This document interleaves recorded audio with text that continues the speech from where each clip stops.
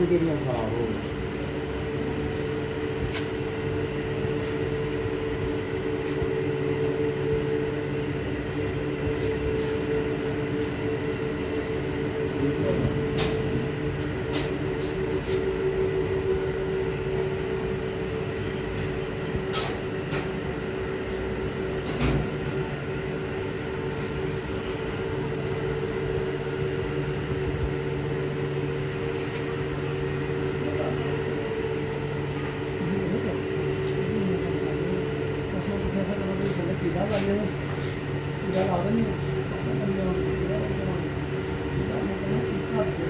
रल के कर लो यार, रल के कर।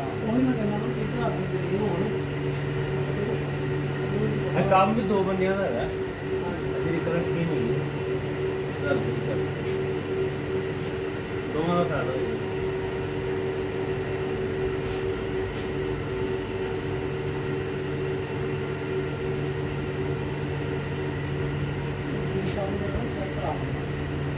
हाँ